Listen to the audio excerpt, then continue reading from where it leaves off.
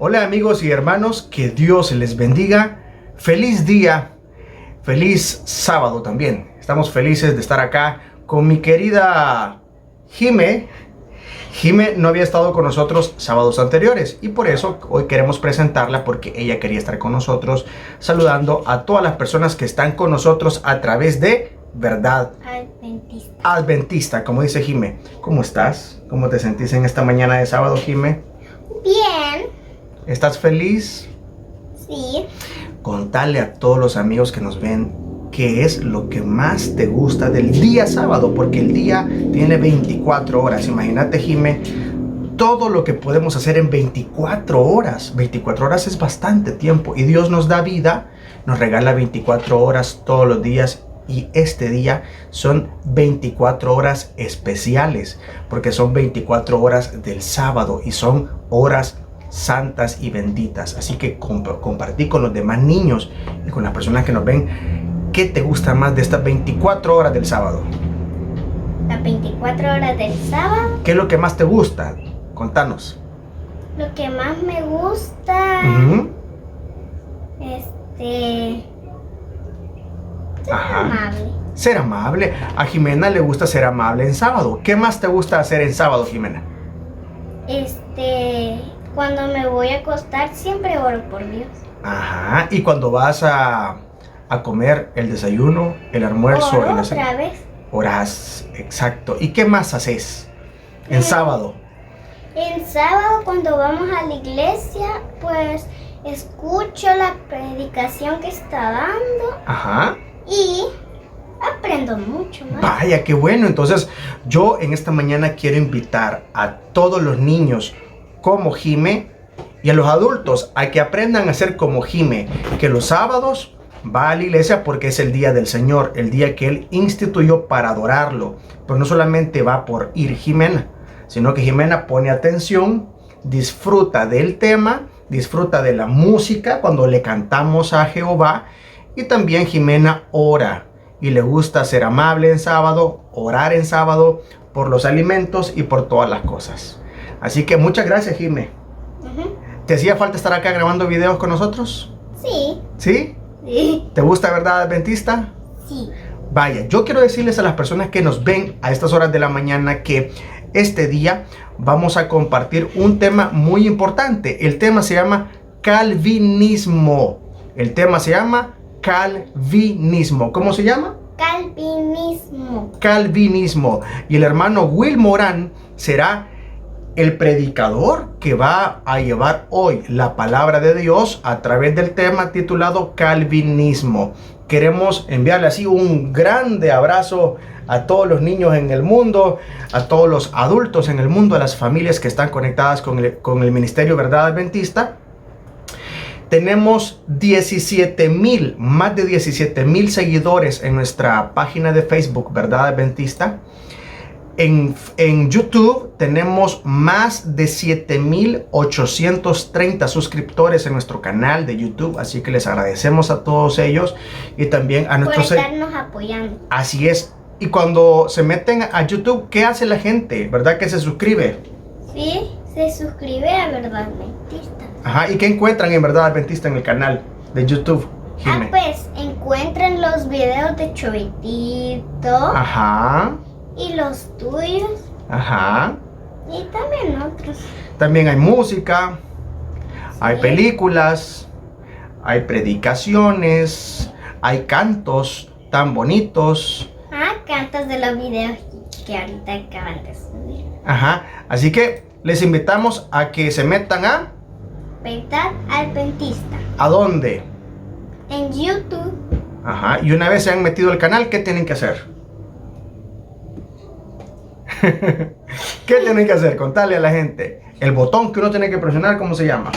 Personalizar canal. Ajá, no, este es el que nosotros vemos, pero la gente, ¿cuál ve? Ve un botón color rojo y que dice suscríbete o suscribirse. Y cuando le dan a suscribirse, tienen que darle clic ¿a qué? A campanita. ¿Y para qué sirve la campanita, Jimé? ¿Para qué sirve la campanita? Es para activar las notificaciones. Bueno, gracias Jime por estar con nosotros aquí en Verdad Adventista. Que Dios te bendiga mucho a ti, que bendiga a todos los niños del mundo.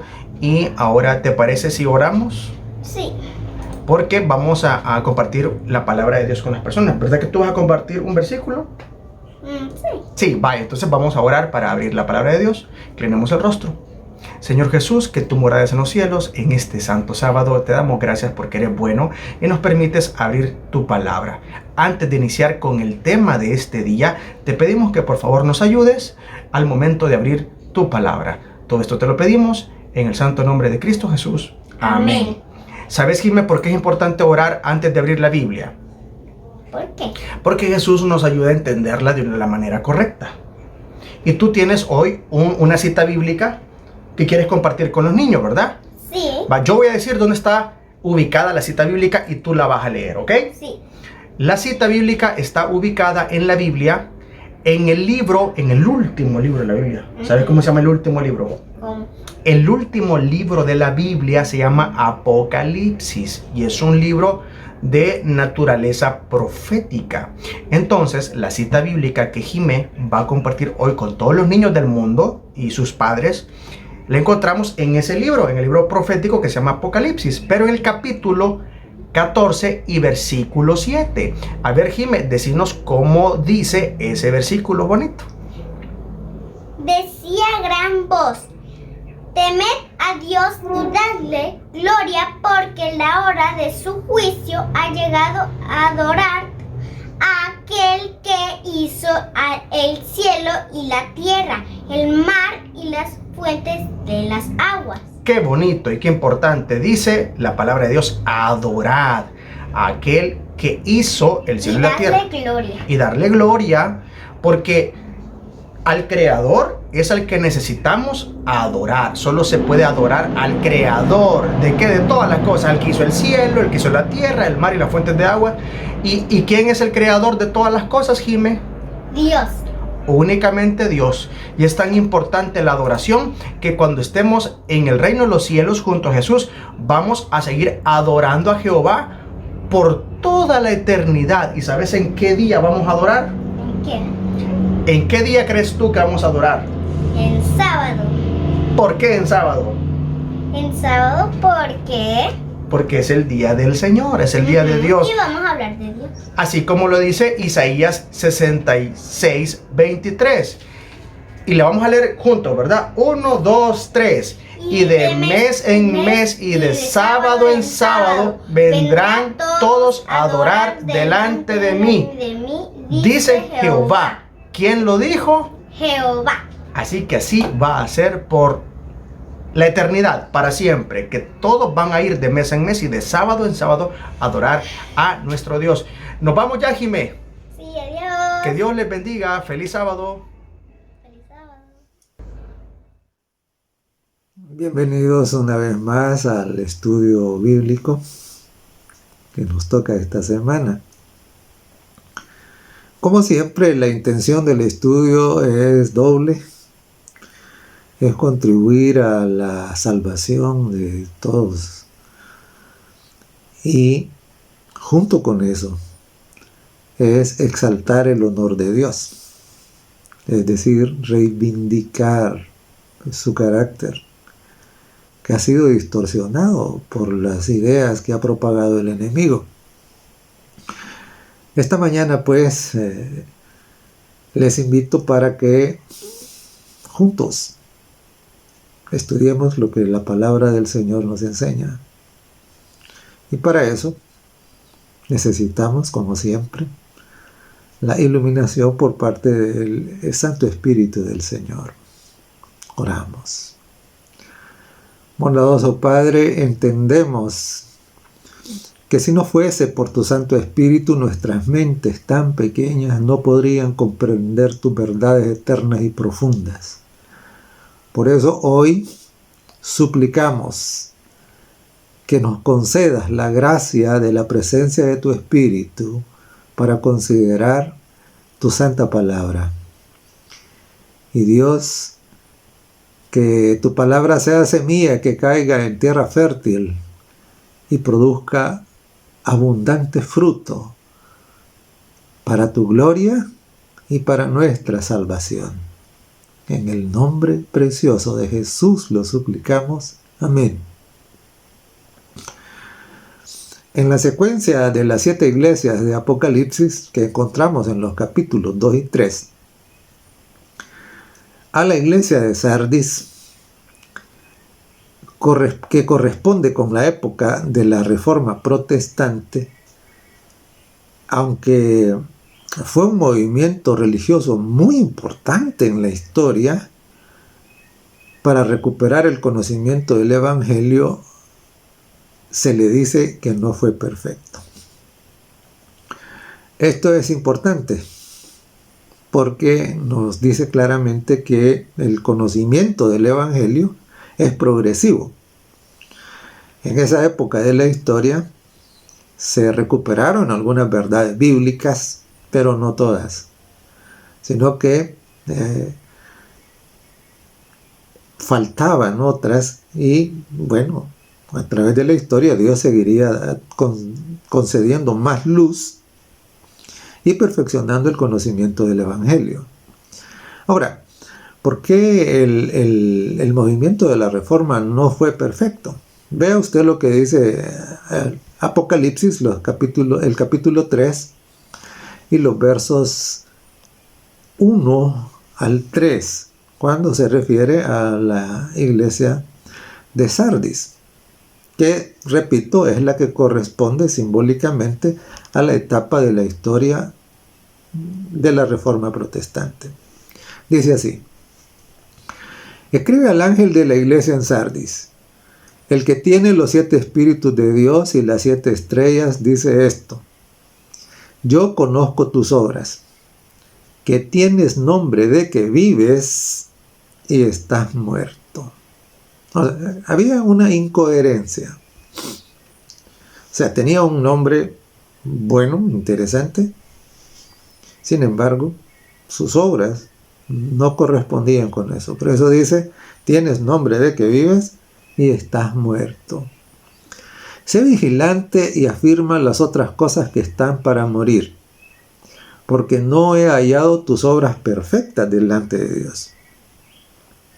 Acuérdate pues de lo que has recibido y oído, y guárdalo, y arrepiéntete, pues si no velas, vendré sobre ti como ladrón y no sabrás a qué hora vendré sobre ti.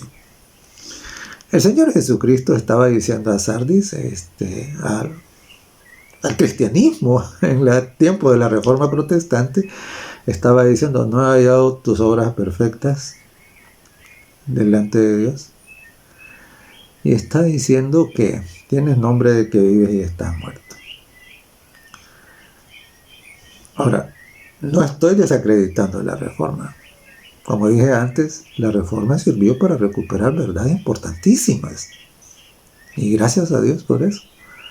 Pero no fue perfecta.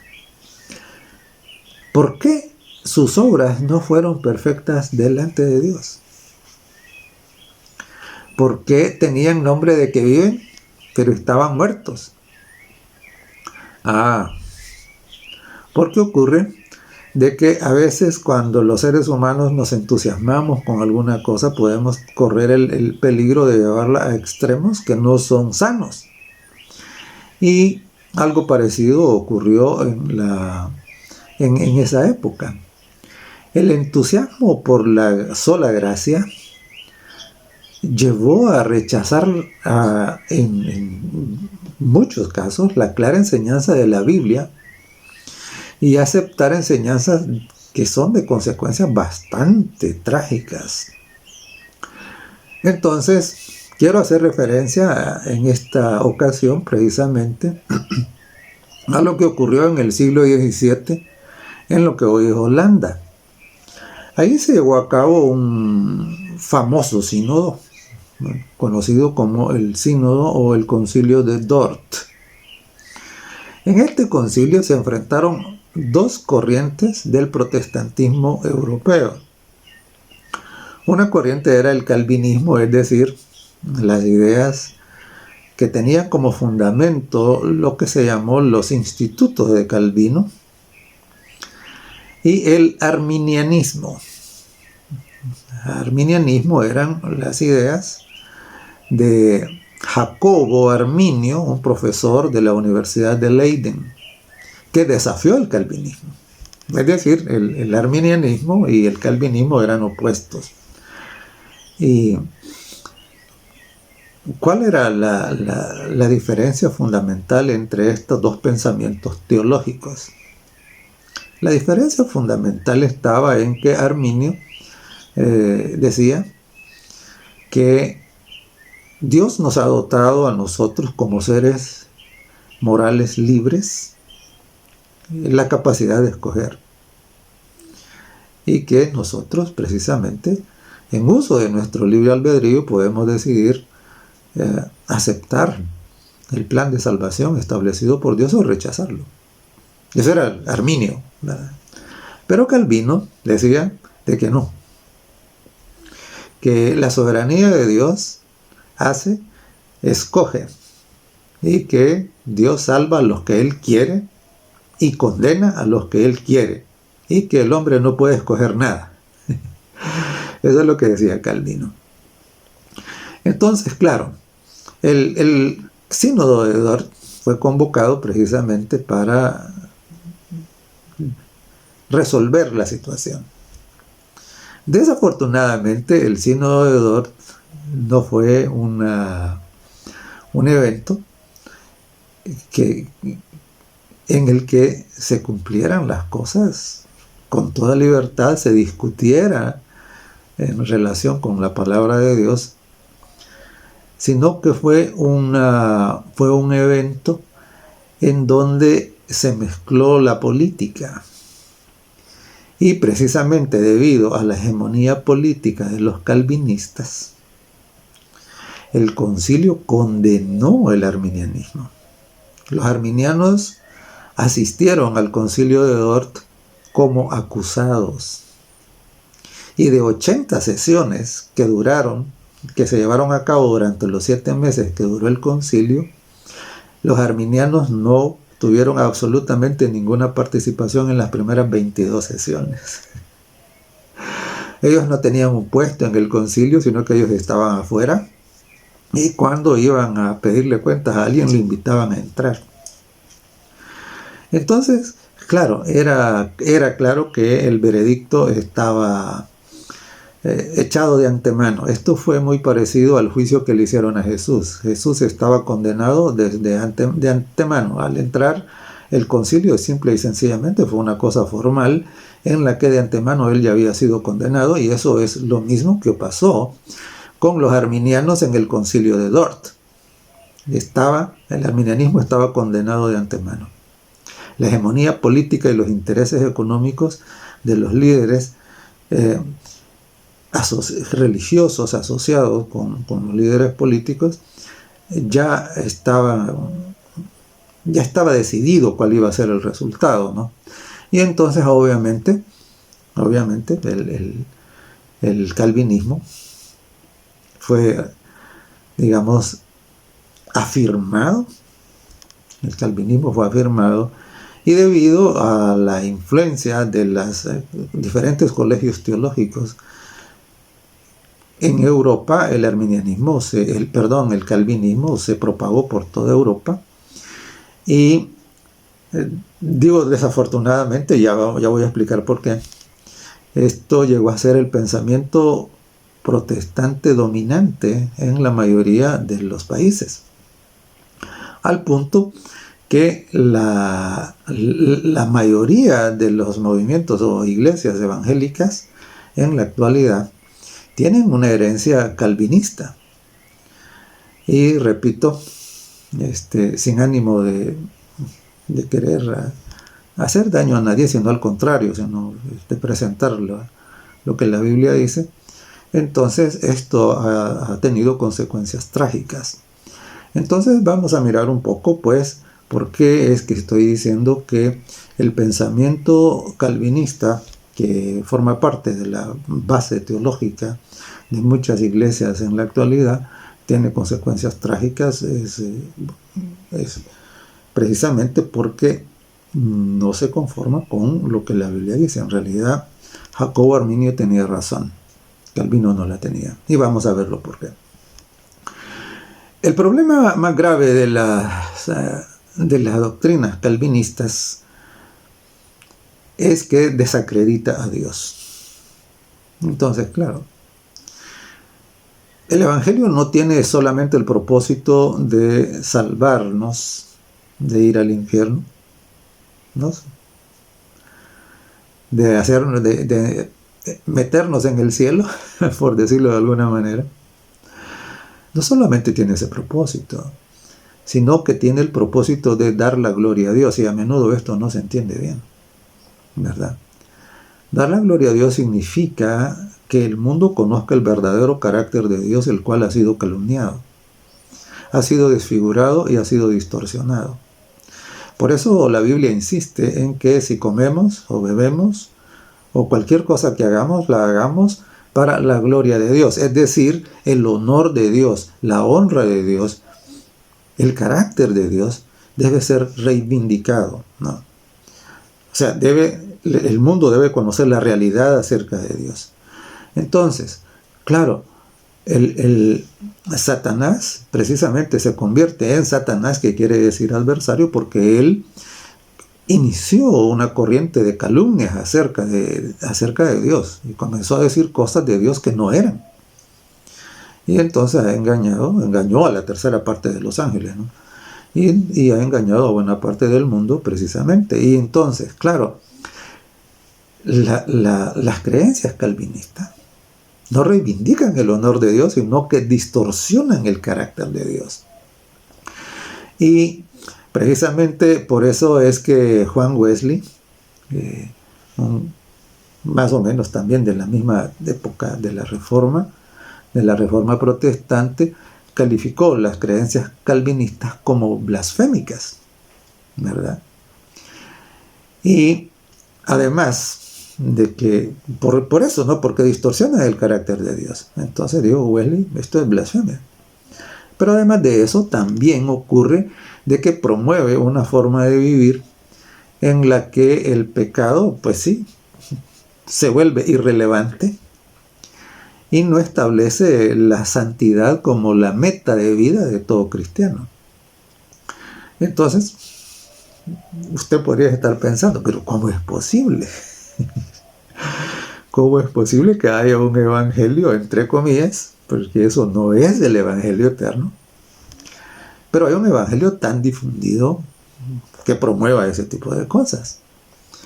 Ahora, Calvino hizo muchas cosas buenas durante su vida y su ministerio.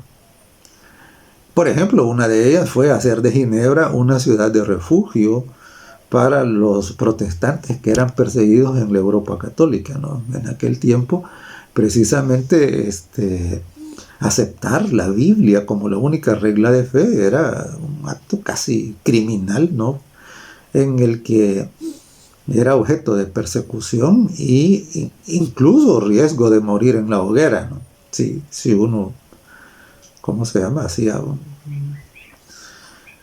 precisamente de reivindicar las verdades bíblicas una tarea pública, entonces y tenía cierta influencia, uno podía terminar en la hoguera. Entonces, claro, Ginebra se convirtió en un refugio para los perseguidos, y esto es una cosa digna de aplauso, ¿no? También Calvino hizo muchos, digamos, estudios y contribuyó a la difusión del Evangelio. O sea, no estamos diciendo que todo lo que Calvino hizo fue un error, no. Pero lo que estamos diciendo es que hay cosas que hizo Calvino que no estuvieron correctas, ¿no? Y entonces la Biblia nos dice claramente: examinadlo todo y retened lo bueno. Cuando nos dice que retengamos lo bueno, claramente está diciendo también que lo que no es bueno debemos rechazarlo. Así es de que, y claro, una de las cosas que precisamente ensombrecieron el ministerio de Calvino fue que se mezcló el poder político con la religión. Y siempre que se mezcla el poder político con la religión, esto degenera en una dictadura religiosa. Entonces, claro, esto es lo que vemos nosotros ahora en la actualidad, por ejemplo, en estos países islámicos radicales, ¿no? En donde, claro, la ley no distingue entre lo que es religioso y lo que es civil. Está mezclado. Entonces, esto tristemente ocurrió en Ginebra, ¿no? Así es de que entonces la religión es impuesta por el poder político. Y la separación de la Iglesia y el Estado es una premisa divina. Jamás la religión debe mezclarse con el poder político, porque la religión no se puede obligar a la fuerza. El único poder que nos hace religiosos es el poder del Espíritu Santo, pero no el poder del Estado, porque al final el Estado va a perseguir a todos aquellos que en el ejercicio de su libre conciencia tengan una interpretación distinta a la interpretación del Estado, que suele ser equivocada. Nosotros encontramos varios casos en la historia en donde la religión ha sido, digamos, utilizada o ha utilizado al Estado para promoverse, y entonces, claro, lo encontramos en Inglaterra con el anglicanismo, lo encontramos aquí en el caso de Ginebra con Calvino, y lo encontramos todavía en una mayor extensión en el caso de toda la Europa católica, ¿no? En donde el papado utilizó el poder de los reyes de los diferentes países, de las diferentes naciones, para imponer el catolicismo y enviar a la hoguera y operativizar masacres, ¿no? Eso es el resultado de mezclar la religión y la política. Es una aberración delante de Dios.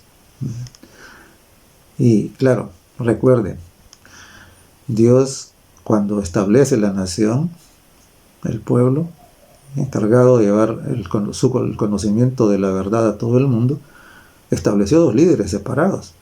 No convirtió a Moisés, que era el dirigente, el líder, que tenía el ejercicio, digamos, de las normativas civiles, no lo convirtió en sumo sacerdote, sino que puso como sumo sacerdote a Aarón, es decir, la religión y las normativas civiles, el marco regulatorio de lo que era el gobierno, digamos, de la nación, separados. Y ese fue precisamente también el gran pecado de Saúl, que él, siendo el líder político, el rey, decide ofrecer el sacrificio. Y el Señor le manda a decir por medio del profeta Samuel: locamente has hecho. Eso es una abominación delante de Dios. Muy bien, pero volvamos al tema del calvinismo.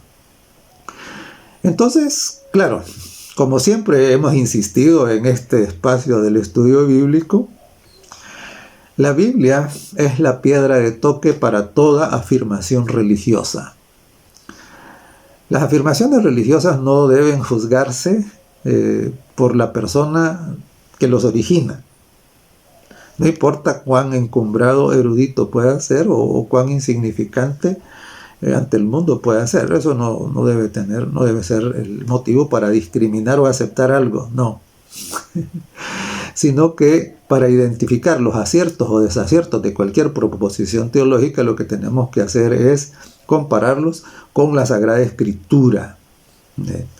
La Biblia dice claramente: a la ley y al testimonio, si no hablaren conforme a esto, no les ha amanecido, es decir, está en tinieblas todavía.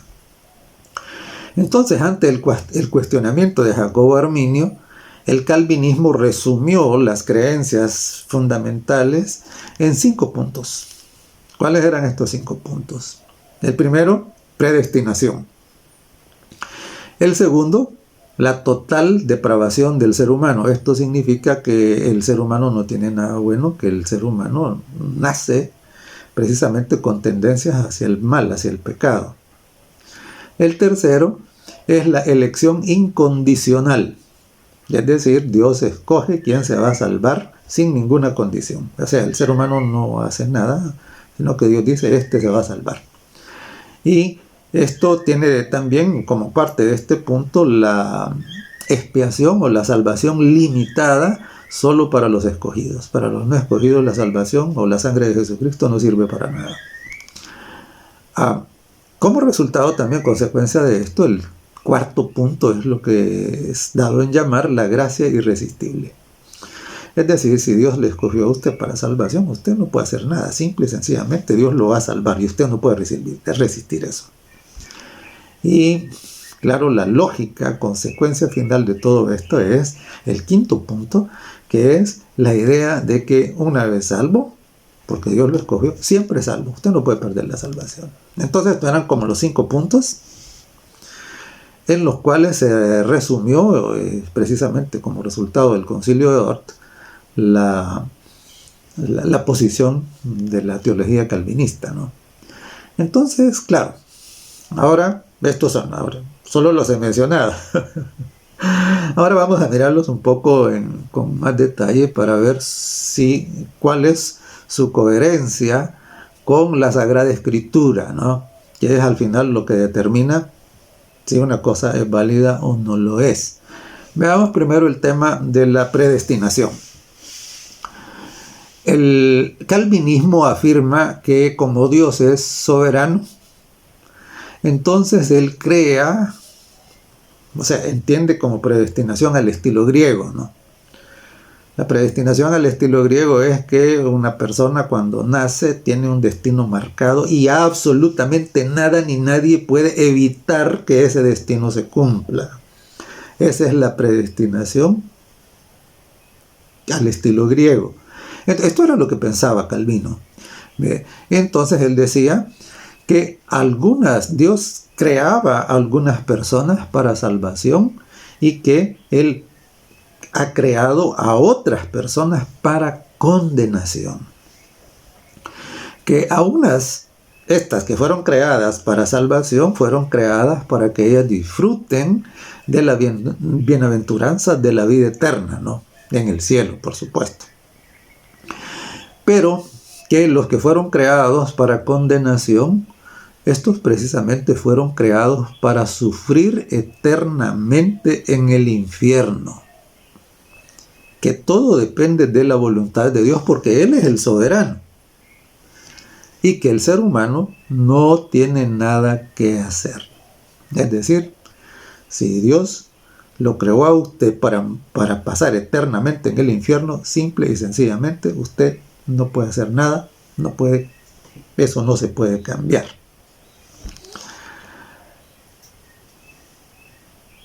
Ahora, imagínese usted lo que eso significa, ¿no? Bueno, y por el otro lado, pues, si usted tuvo la suerte, porque si usted no puede elegir nada, entonces todo lo que le venga es por suerte. Y si usted tuvo la suerte, según esta concepción teológica, de que Dios lo haya creado para bendición, entonces para salvación, entonces tampoco usted puede hacer nada. Simple y sencillamente, no importa lo que usted haga, usted va para el cielo, a vivir eternamente feliz. Imagínese usted, ¿qué clase de Dios sería este que crea criaturas para que vivan torturadas por la eternidad en el infierno? Por eso es que Wesley decía que estas ideas son blasfemas, ¿no? Veamos un poco, pues, a la luz de la Sagrada Escritura, este pensamiento de la predestinación al estilo griego. Yo voy a explicar un poquito, cuando la Biblia habla de predestinación, ¿a qué se refiere? Un poquito más adelante. En el texto más conocido del Evangelio a nivel mundial, que es Juan 3:16, dice que Dios ama al mundo, porque de tal manera amó Dios al mundo. Ahí eso no deja fuera a nadie. Y dice que ha dado a su Hijo unigénito para que todo aquel del mundo al que Dios ama, para que todo aquel que crea en Jesucristo no se pierda, sino que tenga vida eterna. Entonces note, este pasaje dice cosas fundamentales, importantísimas. Dice que Dios ama a todo el mundo. Dios no ama solo ciertos grupos y a los otros los detesta. Dice que Dios ama a todo el mundo. Y aquí también dice que el ser humano tiene que hacer algo. Es decir, ¿qué es lo que tiene que hacer? Tiene que creer en Cristo. No se puede ser salvo sin creer en Cristo. Entonces esto contradice totalmente la idea calvinista de que el ser humano no tiene que hacer nada. Tiene que creer. Si no cree, no se puede salvar. Eso es lo que la Biblia dice. Para que todo aquel que en él cree. Entonces, ¿de quién? De todo el mundo. Pero sigamos adelante. Segunda de Pedro, capítulo 3 y verso 9. El Señor no retarda su promesa, según algunos la tienen por tardanza, sino que es paciente para con nosotros, no queriendo que ninguno se pierda, sino que todos procedan al arrepentimiento. Ahora, vea usted, ¿cuál es la voluntad de Dios? La voluntad de Dios es que ninguno se pierda. Esto dice claramente que Dios no ha creado a nadie específicamente para que se pierda. Él no quiere que nadie se pierda. Y lo que Él quiere, dice, es que todos procedan al arrepentimiento. Note que estas palabras no dejan espacio para otra cosa. Ninguno. Todos. Ninguno se pierda. Todos se arrepientan para salvación. Y en Hechos, el capítulo 10 y el verso 34, leemos: Entonces Pedro, abriendo la boca, dijo: En verdad comprendo que Dios no hace acepción de personas. Por supuesto, porque Él ama a todo el mundo, porque Él no quiere que ninguno se pierda, sino que todo aquel que crea tenga vida eterna. Que todos procedan al arrepentimiento. Entonces, Hechos 10:34 dice claramente: Dios no hace acepción de personas. Y en Romanos 2:11, de nuevo tenemos un pasaje que nos lo repite. Dice: porque no hay acepción de personas para con Dios. Claro, el destino de los seres humanos en el plan de Dios es que todos se salven. Pero Dios no salva a nadie a la fuerza. Salva a los que deciden creer en Él. Y aquí entonces explicar un poco la diferencia entre la idea de la predestinación al estilo griego y la idea de la predestinación según la Biblia. No es lo mismo.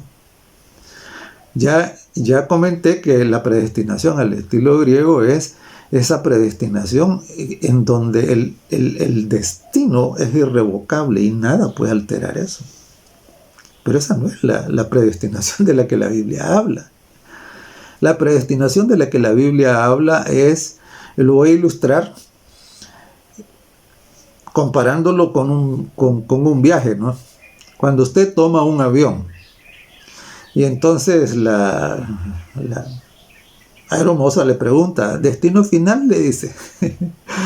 Dice, entonces usted dice la ciudad a la que va, ¿verdad? Entonces, no sé, puede ir a Panamá, puede ir a México, puede venir a El Salvador. Entonces, claro, ese es su destino final. Pero usted inicia su viaje y de repente en una escala se dan cuenta que el avión tiene problemas mecánicos y que no puede continuar el viaje. Entonces, ¿cuál era su destino final? Su destino final era la ciudad a donde iba. Sin embargo, ¿qué? Sin embargo, usted no pudo llegar, ¿verdad? Porque según la visión bíblica, el destino significa la meta a la cual llegar. Y por eso lo comparo con un viaje, ¿no? Usted sale y usted va de paseo, entonces su destino es llegar al lugar de paseo. Pero si se le desinflan las 4 llantas de su vehículo en el camino, aunque él era su destino, usted no llegó a su destino. ¿Por qué? Porque tuvo problemas en el camino. Esa es la idea de la predestinación bíblica. Dios destinó a todos. Los predestinó ¿para qué? Les puso como meta ¿qué? La salvación. Porque Él no quiere que ninguno se pierda. Entonces, insisto, la predestinación al estilo griego no es la predestinación que la Biblia enseña. Entonces, en Marcos el capítulo 6 y el verso 16 dice: el que creyere y fuere bautizado será salvo, mas el que no creyere será condenado. Entonces, claro, es necesario que el hombre, el ser humano, escoja creer en Cristo. Y además el verso 16 de Marcos 16 dice que es necesario también ser bautizado, ¿no? Entonces, el que no haga eso será condenado. Es decir, Dios nos está dando a nosotros la libertad de escoger. Arminio tenía razón. Wesley tenía razón. Calvino no la tenía. Y en Romanos el capítulo 8 y el verso 29 dice: porque los que antes conoció, también los predestinó para que fuesen hechos conformes a la imagen de su Hijo, para que Él sea el primogénito entre muchos hermanos. Ahora pregunto, ¿y es que Dios no conoce a todos? ¿O sí conoce a todos? Aquí el texto dice: a los que antes conoció. ¿Me conoció antes el Señor a mí? Sí. ¿Lo conoció antes el Señor a usted? Sí. ¿Conoció antes el Señor a todos los que habrían de nacer en este planeta? ¿Sí o no? Sí, porque Él es omnisciente. Entonces, claro, ¿eso qué nos dice? Dice: también los predestinó a todos los que antes conoció para que fuesen hechos conformes a la imagen de su Hijo. Es decir, el destino nuestro es ser hechos a la imagen de Jesucristo. Esa es nuestra meta. Esa es la meta del Evangelio. ¿Ah? Entonces, claro, Él es omnisciente. Para Él no hay ningún desconocido. Y por lo tanto, bueno, Él sabe todo, y Él nos ha establecido precisamente esa meta, ¿no? Ese destino, ese es nuestro destino. Pero nosotros podemos, en el ejercicio de nuestra libertad que el Señor nos ha dado, entonces podemos rechazar llegar a ese destino.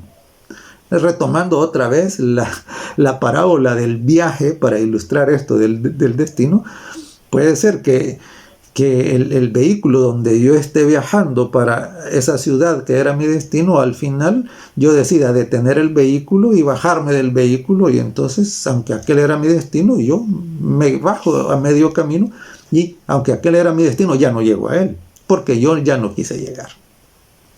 Ese es el concepto bíblico de la predestinación. Ahora, en Jeremías el capítulo 1 y el verso 5 encontramos un pasaje que podría llevar a algunos a pensar: ¿no será que es más al estilo griego? Veamos pues.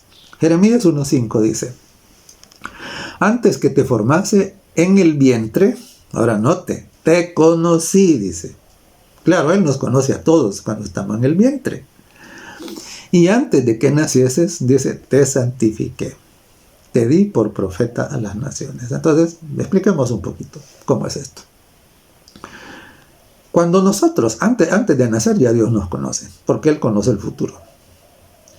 Antes de nacer, Dios sabe que nosotros, cuando tengamos uso de razón y capacidad de escoger, Él sabe cuál es la elección que nosotros vamos a hacer, pero es nuestra elección, no es la de Él. Porque Él nos ha predestinado para ser como su Hijo unigénito, ¿no? Para ser salvos. Entonces, pero Él conoce lo que nosotros vamos a elegir. Y entonces Él sabía que Jeremías iba a ser un hombre que iba a decidir ser obediente, ser humilde, ser manso, que iba a creer en su palabra. Y entonces el Señor dijo, no, bueno, entonces este me sirve para profeta. Así que santificar quiere decir aquí lo puse aparte. Así como Dios puso aparte el sábado, por eso dice que lo santificó. Entonces eso es lo mismo aquí. dice que Él lo puso aparte para que le sirviera como su heraldo, ¿no? Su vocero, su profeta. ¿Por qué? Porque Él vio de que Jeremías iba a escoger precisamente ser fiel, y entonces iba a ser idóneo para que Él lo escogiera como su siervo, no como su profeta. A eso se refiere. Ahora, pensemos un poco en la clase de Dios que crea a personas para que vivan torturadas eternamente en el infierno. Si Dios creara a algunos para que sufran eternamente en el infierno por el propio capricho divino, porque según las teorías calvinistas, el ser humano no puede hacer nada, no depende nada de lo que el ser humano haga, sino que depende todo de la soberanía de Dios, entonces Dios no sería un Dios de amor. Porque ¿qué clase de amor sería ese que envía a la mayoría de los seres creados a una tortura infinita? ¿Qué clase de Dios sería eso? ¿Sería eso un Dios de amor? No, no sería un Dios de amor. Sería un tirano cruel e injusto. ¿Por qué? Porque si condena a unos precisamente desde antes de nacer, entonces, ¿qué justicia hay en eso? ¿Y cómo podemos explicar entonces que un Dios de amor pueda crear los seres, la inmensa mayoría, porque la Biblia dice que la mayoría se van a perder, a la mayoría de los seres humanos para que vivan torturados por la eternidad en el infierno? Entonces, repito, un Dios de esa naturaleza sería un tirano cruel, un tirano injusto, peor que cualquier tirano que haya existido sobre la tierra. ¿Por qué? Precisamente porque cualquier tirano que haya existido sobre la tierra, entonces no puede prolongar el sufrimiento y la tortura de sus enemigos por toda la eternidad. En cambio, Dios, según esta teoría, sí lo estaría haciendo, ¿no? Entonces, claro, esa es exactamente lo que Satanás dijo en el cielo, ¿no? Que Dios era un tirano, que nos ha establecido leyes para esclavizarnos, ¿verdad? Y que al final es injusto y que es cruel. Es lo que Satanás ha proclamado desde el principio. Y precisamente por eso es que Wesley decía de que las creencias, este tipo de creencias calvinistas, eran blasfemias, porque distorsiona el carácter de Dios. Dios es amor, y eso es lo que Él ha mostrado en la Biblia, ¿no? No solo lo ha enunciado en una declaración, sino que lo ha mostrado. Porque de tal manera amó Dios al mundo que dio a su Hijo, para que nadie se pierda. Y Jesús mismo se humilló a experimentar la muerte, peor, la muerte de cruz, para que ninguno se pierda. Ese es Dios de amor, ¿no?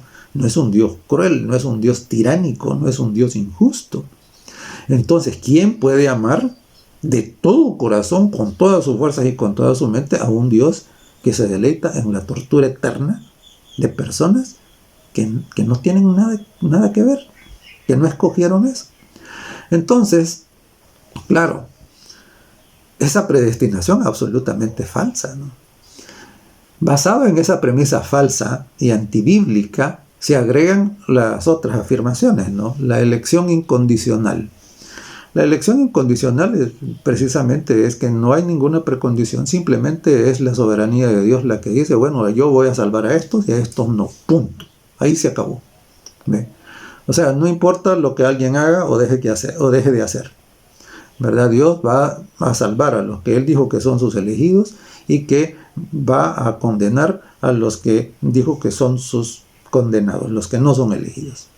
Y que la sangre de Cristo no tiene absolutamente ningún valor, ninguna utilidad para aquellos que han sido creados para perdición. Ahora, imagínese usted. Son dos cosas gravísimas. Uno, desfigurar el carácter de Dios. Dios es amor. Dios no es un tirano cruel e injusto. Además, la sangre de Jesucristo tiene el poder para salvar a todo pecador que se arrepiente y que cree en Él. Pero aquí Calvino está diciendo que la sangre de Jesús es inútil para aquellos que han sido creados para perdición. Y que por lo tanto no les beneficia nada. También, por supuesto, esto nos lleva a al otro punto, ¿no? El punto de la gracia irresistible. Ahora imagínese usted. La gracia irresistible precisamente dice que si Dios lo escogió a usted, no importa lo que usted haya hecho o esté haciendo, simple y sencillamente se va a salvar. Absolutamente injusto también. Absolutamente injusto, ¿no? Condena a unos, no importa lo que hagan, y salva a unos, no importa lo que hagan. ¿Habrá visto usted mayor injusticia que esa? Entonces, claro, ahora, en consecuencia, esto nos lleva al quinto punto, que es el hecho de que la idea esa, de que si usted ha sido escogido para salvación, entonces una vez salvo, no puede perder la salvación por nada. Salvo, siempre salvo, ¿verdad? Entonces, elección incondicional, gracia irresistible y salvo, siempre salvo. Entonces, ahora miremos qué dice la Biblia. ¿Es cierto esto? Bueno, ya vimos que la predestinación no es cierta, ¿verdad? Que Dios nos ha dicho que nosotros podemos escoger. El Señor dijo claramente en Josué 24:15, escogeos hoy a quien sirváis. Escogeos hoy a quien sirváis, ¿verdad? Entonces, de los 5 puntos fundamentales del calvinismo, solamente hay uno que es coherente con la palabra de Dios. Y es el punto que habla de la depravación total. Eso es cierto. Y eso es absolutamente una verdad. Contrario a lo que dicen los psicólogos actuales, ¿no? Los psicólogos actuales dicen que nacemos como muy buenas personas y que el entorno nos arruina. Eso no es la realidad. La Biblia dice bien clarito que nosotros nacemos con una naturaleza caída, que precisamente por eso nos resulta muchísimo más fácil hacer lo malo que hacer lo bueno, porque heredamos una naturaleza caída, no heredamos la culpa, pero sí la tendencia, ¿no? Eso es lo que la Biblia llama la carne, ¿no? Eso sí lo heredamos. Entonces, a eso es a lo que Calvino le llamaba depravación total. Es decir, nacemos con una naturaleza caída que necesita ser restaurada, transformada con el nuevo nacimiento. En eso Calvino tenía razón. Pero de los 5 puntos, ese es el único punto que ciertamente es coherente con la palabra de Dios. Entonces, el resto de los puntos es precisamente no son coherentes con lo que la palabra de Dios dice. Veamos un poquito. Nosotros encontramos que mencionaba yo ya el caso de lo que nos dice la palabra de Dios en Josué. Escogeos hoy a quien sirváis. Está claro, ¿no? Nos dice, ¿quién escoge? ¿Escoge Dios nuestra salvación o escogemos nosotros? ¿Quién escoge? Es Dios. Dios nos da la oportunidad porque Él nos ha dotado de libre albedrío. Y aquí quiero, antes que se me vaya a olvidar, comentar lo siguiente. La relación de Dios con los seres humanos debe ser una relación de amor, en la que Dios nos da su amor y el ser humano debe corresponder. Pero el amor no se puede obligar. El amor no se puede obligar. El amor debe ser correspondido libremente y por eso Dios nos concedió libertad, ¿verdad? Libertad. Y claro, nosotros podemos elegir renunciar a nuestro destino, al destino que Dios nos ha establecido, que es ser como sus hijos, ¿no? La salvación, la vida eterna. Ese es el destino que Dios ha preparado para nosotros. Pero nosotros podemos elegir rechazarlo. Y claro, incluso nosotros podemos aceptarlo en algún momento, pero al final podemos, ¿qué? Podemos decidir, bueno, al final decir, no, mejor no sigo. Y de hecho, esa es la experiencia de bastantes.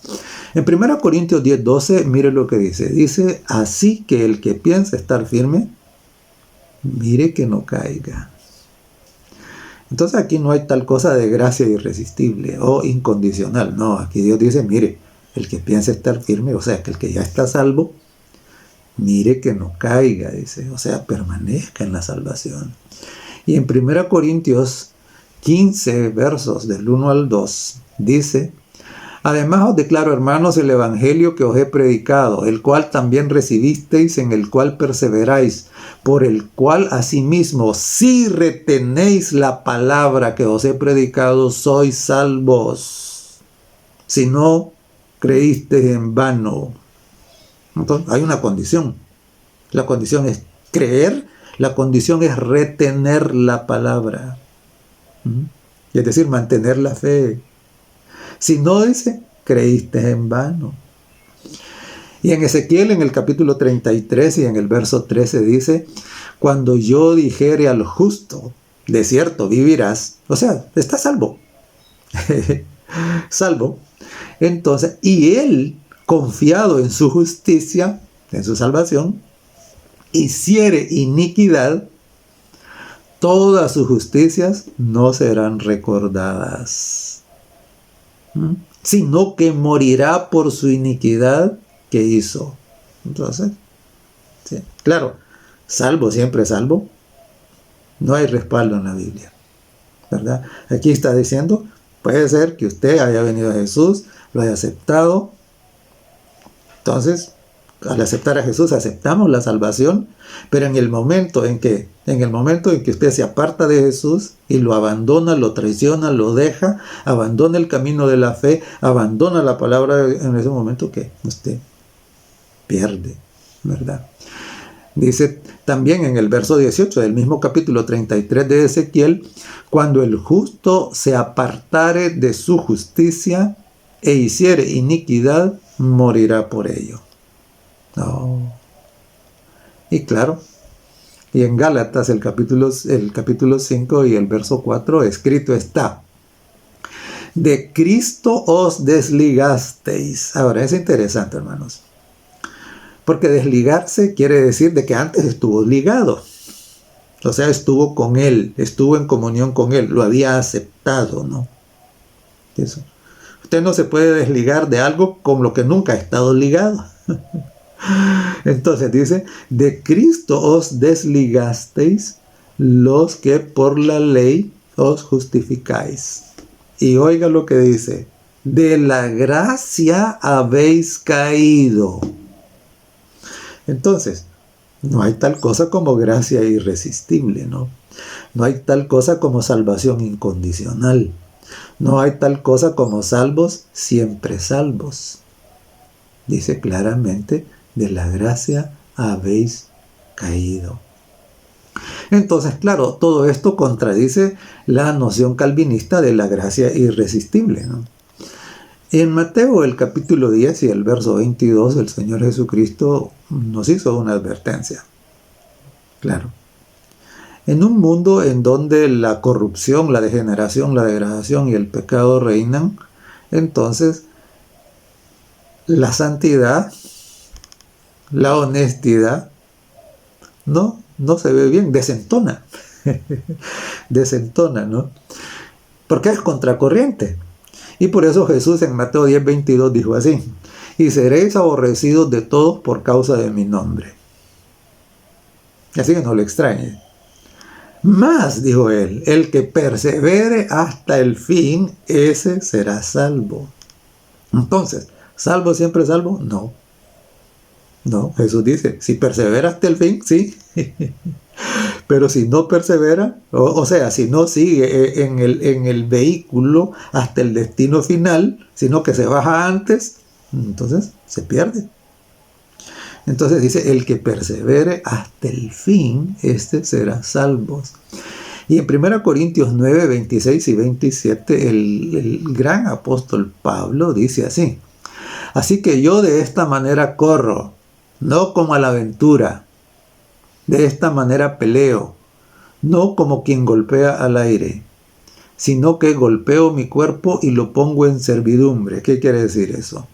Que tenía una vida como la que dijo Jesús. Velad, dijo, velad.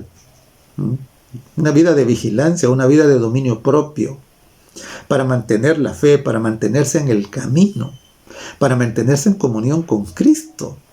Entonces, y dice el apóstol, no sea que, habiendo sido heraldo para otros, yo mismo venga a ser eliminado. Ahora, Pablo está diciendo que él mantenía a diario, que en sujeción todas esas cosas que venían de la carne, ¿no? Porque para mantenerse en la fe, resistiendo, luchando cada día, ¿para qué? Para hacer la voluntad de Dios, para mantener ¿qué? Para mantener su relación con Cristo. Porque él tenía bien claro que si en algún momento no mantiene su comunión con el Señor Jesucristo, dice él que podría ser eliminado. Entonces, hermano, si usted ha venido creyendo que una vez salvo, siempre es salvo, es momento de que entienda que la cosa no es así. Y que nosotros precisamente tenemos que perseverar en el camino hasta el último momento. Es lo que dice Jesús, es lo que Pablo estaba haciendo eco aquí, ¿no? Y claro, en 1 Corintios 6, y 9 y 10, el Señor es bien claro, y dice así: ¿no sabéis que los injustos no heredarán el reino de Dios? Entonces, claro, es lo que dijo Ezequiel, Dios por medio de Ezequiel. Si alguno abandonare la justicia, dice, ciertamente morirá, es decir, se va a perder. Porque ahí no está hablando de la muerte primera, está hablando de la muerte segunda, que es la condenación.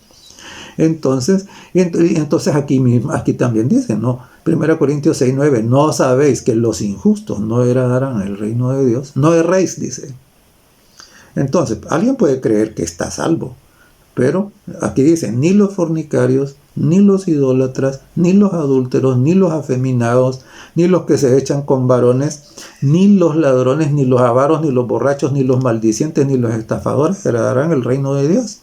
Entonces, claro, la idea esta de que si Dios me ha escogido para salvación y nada me puede hacer perder la salvación, entonces lo que hace es que, lo que pone en la mente de las personas es que, bueno, entonces si Dios ya me escogió para la salvación, yo puedo cometer adulterio y no pierdo la salvación. Yo puedo fornicar y no pierdo la salvación. Yo puedo hacerme homosexual y no pierdo la salvación. Yo puedo ser un ladrón, un borracho, un maldiciente, un estafador y no pierdo la salvación. Mire usted cómo es de grave. Mire usted cómo es de grave. Pero aquí claramente el apóstol dice que estos no heredarán el reino de Dios. Entonces, claro, la parábola del sembrador es ilustrativa también de cómo algunas personas que en algún momento recibieron el evangelio al final no perseveraron y por lo tanto no hubo el fruto de vida eterna que ellos deberían llevar. Entonces, claro, la semilla, por ejemplo, que cae junto al camino no perseveró, las aves se la comieron. Y las otras fueron ahogadas por las malezas, no perseveró, entonces también se murieron. Y las otras dice que el sol las quemó, entonces no perseveraron. Todo eso es lo que significa es no perseveraron. Entonces, la tierra fértil significa aquellos que perseveran y esos son los que llevan el fruto que Dios ha predestinado que todos deberíamos llevar. Es decir, que Dios puso como blanco para nosotros. Entonces, claro, de los 5 puntos fundamentales de la creencia calvinista, uno tiene soporte bíblico y ese lo creemos. Ese lo aceptamos y ese lo predicamos, ¿no? Nacemos con una naturaleza caída que necesita ser transformada. Entonces, vuelvo de nuevo a que Dios nos ha dado libre albedrío, como Arminio y Wesley bien lo interpretaron, y entonces nos ha dado a nosotros capacidad de escoger. Y si mal os parece servir hoy a Jehová, dijo Josué en el capítulo 24, verso 15, escogeos hoy a quien sirváis. ¿Quién escoge? Nosotros. Y en 1 Reyes 18, 21 dice, acercándose Elías a todo el pueblo, dijo: ¿hasta cuándo claudicaréis entre dos pensamientos? Si Jehová es Dios, seguidle, y si Baal, id en pos de él. Entonces, note, si Dios hubiera creado a unos para que fueran sus seguidores y hubiera creado a otros para que fueran seguidores de Baal, ¿qué sentido tendría que Elías hiciera este desafío? Planteara este dilema. No tendría absolutamente ningún sentido, ¿verdad? Entonces, y por eso digo, ¿hasta cuándo claudicaréis entre dos pensamientos? No, según Calvino, eso no es posible, ¿verdad? ¿Por qué? Pero según la Biblia, dice aquí, sí. ¿Por qué? Porque la capacidad de escoger es nuestra. Dios en su grande amor nos la ha concedido para que nosotros correspondamos voluntariamente a su amor. Porque una relación de amor no se puede imponer, no se puede obligar. Y en Deuteronomio, el capítulo 30 y el verso 19, mire lo que dice Dios. A los cielos y a la tierra llamo por testigos hoy contra vosotros, que os he puesto delante la vida y la muerte, la bendición y la maldición. Escoge pues la vida para que vivas tú y tu descendencia. Si la predestinación al estilo griego y que es también al estilo calvinista tuviera sentido, fuera real, estos pasajes tendrían sentido. Absolutamente no. Claro que no. Sin embargo, la Biblia es clara, ¿no? Dice: he puesto delante de ti la bendición y la maldición. Escoge pues la vida. ¿Por qué? Porque eso es lo que Dios quiere. Dios no quiere que ninguno se pierda. Entonces, claro, es interesante porque si Calvino tuviera razón, no debería haber iglesia, no debería haber misiones, no debería haber predicación. Eso no tendría sentido, porque todo eso carecería totalmente de sentido y no todo estaría dicho, pues, quiénes se van a salvar y quiénes se van a perder. Entonces, esto de la predicación, absolutamente, para los que han sido escogidos para salvación, eso es, no lo necesitan. Y para los que han sido escogidos para perdición, según Calvino, les es inútil, no les sirve de nada. Entonces, todo esto que Jesús nos mandó al decir: vayan por el mundo y prediquen el evangelio a toda criatura, entonces no tendría sentido. Entonces, amigos calvinistas, cierren sus iglesias y ya todo está decidido. Dejen de predicar. ¿Por qué? Si el hombre no puede hacer nada, si ya Dios lo decidió todo, entonces, ¿qué hacen predicando? Pero no es así. No cierren sus iglesias. Sigan predicando, pero prediquen la palabra del Señor. Porque el mundo necesita escucharla, pero necesita entender que Dios ama a todos, porque ese es el Dios maravilloso, ese es el Dios lindo, ¿no? Que no quiere que nadie se pierda. Es interesante porque según el calvinismo, Dios creó a Satanás para que se perdiera. Y creó a esa tercera parte de los ángeles para que se perdieran también y se volvieran, ¿qué? Se volvieran demonios. ¿Qué clase de Dios sería ese? Pero no es así. El querubín cubridor en el ejercicio de su libre albedrío, en su libertad moral que Dios concede a todos sus seres inteligentes, entonces nos da la capacidad de escoger. Si no tuviésemos capacidad de escoger, ¿qué sentido tendría que Dios hubiese puesto un árbol del conocimiento del bien y del mal? No tendría absolutamente ningún sentido, ¿verdad? Entonces, no. Juan Wesley, cito de nuevo a Wesley, concluyó que estas ideas harían vana toda predicación del Evangelio, pues sería innecesaria para los elegidos y sería inútil para los no elegidos. Por tanto, la predicación del Evangelio sería absolutamente inservible. Wesley recalcó: la libertad de la voluntad. Su fuerte convicción era que una persona salva podía arruinarse hasta caer en la perdición eterna. Claro, el que piensa estar firme, mire que no caiga. Y yo, dice Pablo, no que habiendo sido heraldo para otros, yo mismo venga a ser desechado, ¿verdad? Entonces, claro, Dios es amor. La Biblia es clara y afirma que la culpabilidad de nuestra ruina en el planeta, precisamente, y nuestra ruina personal, es el resultado de nuestras decisiones, al igual que lo será nuestra salvación o nuestra perdición. Escrito está: no os engañéis, Dios no puede ser burlado. Lo que el hombre sembrare, eso es lo mismo que lo que el hombre escogiere, eso también segará, eso también cosechará. Entonces, en esta oportunidad, la invitación es esa, ¿no? Es Dios lo ha predestinado, le ha puesto la meta, le ha dado la oportunidad ¿de qué? De ser salvo, de tener vida eterna, de ser como Jesús. Pero la elección es suya, porque Dios es un Dios de amor que nos respeta, que nos ama y que espera que nosotros correspondamos por amor. Es como cuando el pretendiente le dice a la muchacha que si le acepta ser su novia. Es lo mismo. El pretendiente no puede obligarla a que ella entre en una relación de amor linda de esas, ¿no? A la fuerza. Es solamente si ella se enamora de él y le corresponde con el sí que todo pretendiente espera.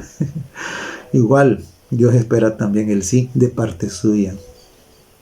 Que usted entienda que Dios es amor, que Dios es lindo. Y que Dios no quiere que nadie se pierda, sino que todos procedan al arrepentimiento.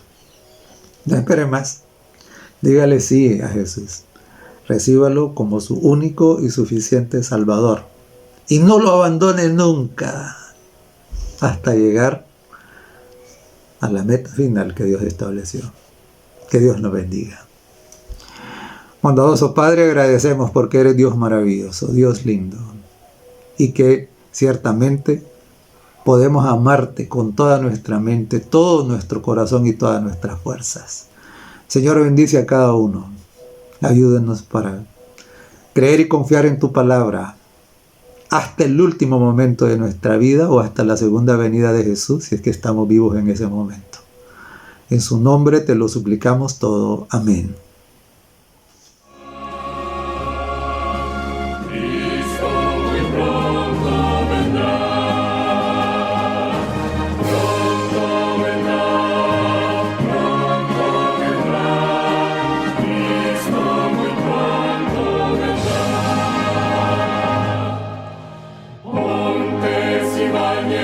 Canción entonar.